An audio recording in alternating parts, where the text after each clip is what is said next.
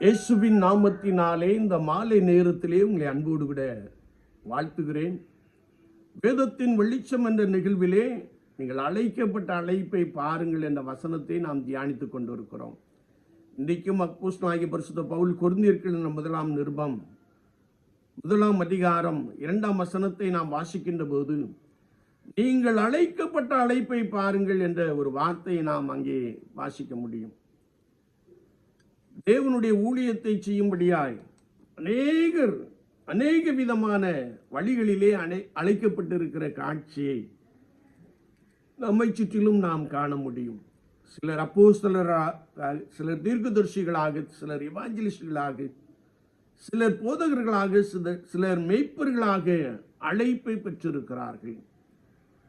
ஆனால் இந்த நாட்களிலே அந்த அழைப்பிலே மிகுந்த பரிசுத்தத்தோடு கூட, மிகுந்த பொறுமையோடு கூட, மிகுந்த வேண்டுதலோடு கூட காத்திருப்பதற்கு பதிலாக அழைப்பை உதாசீனப்படுத்தி தங்களுடைய எண்ணத்தை நிறைவேற்றும்படியாய் செயல்படுகிற அநேகரை நாம் பார்க்க முடியும். குறிப்பாக கர்த்தருடைய சபையை நடத்துகிறவர்கள் கர்த்தருடைய சமூகத்திலே காத்திருப்பதற்கு பதிலாக தாங்களாகவே துரிதமாய் செயல்பட்டு பலவிதமான காரியங்களிலே உழன்று கொண்டிருப்பதை நாம் நன்றாய் அறிய முடியும். நீங்கள் பரிசுத்தத்திற்கென்று அழைக்கப்பட்டு இருக்கிறீர்கள். பரிசுத்தம் இல்லாத காரியத்தை நாம் பார்க்கிறோம்.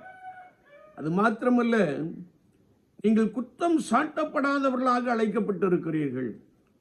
நம் மீது குற்றம் சாட்டுகிற அநேக செயல்பாடுகளை நாம் பார்க்கிறோம். இன்னும் நாம் ஒருவேளை கர்த்தருடைய ஊழியத்தின் நிமித்தமாய் நான் ஊழியத்தை தீவிரமாய் செய்வதற்கு பதிலாக உலகத்தில் உண்டான காரியங்களிலே வெகு வேகமாய் செயல்படுகிற ஒரு நபர்களாக காணப்படுகிறோம். அதனுடைய விளைவு மன உளைச்சல், மன அழுத்தம், என்ன செய்வேன் என்று தனிமையிலே கதறுகிற ஒரு அனுபவத்தை நாம் பார்க்க முடியும்.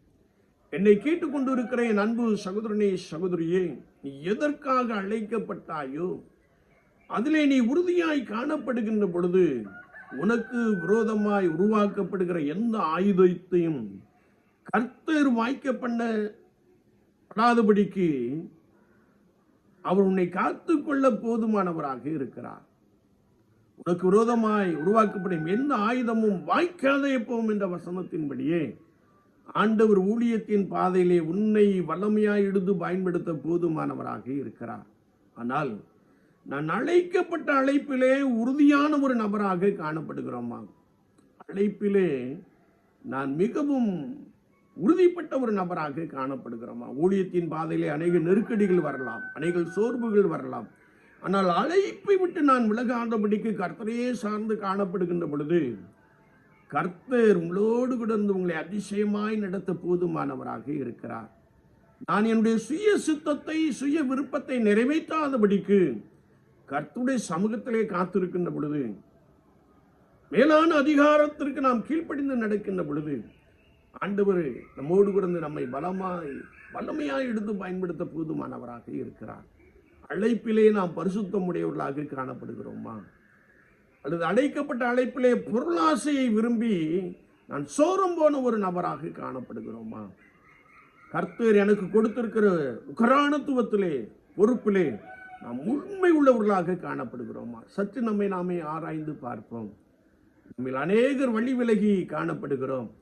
ஆண்டவரே உதவி செய்யும் என்று சொல்லி நம்மை கர்த்தருடைய சமூகத்திலே தாழ்த்தி கொள்ளுகின்ற பொழுது அவர் உங்களை பயன்படுத்த போதுமானவராக இருக்கிறார். அவர் தம்முடைய கிருபையை உங்கள் மீது வைக்க போதுமானவராக இருக்கிறார். நீங்கள் அழைக்கப்பட்ட அழைப்பை பாருங்கள், ஆரம்ப அழைப்பை பாருங்கள். இப்பொழுது எங்கே நின்று கொண்டு இருக்கிறீர்கள் என்பதையும் சிந்தித்து பாருங்கள். கர்த்தருடைய கரத்திலே ஒரு விசை நம்மை அர்ப்பணித்துக் கொள்வோம்.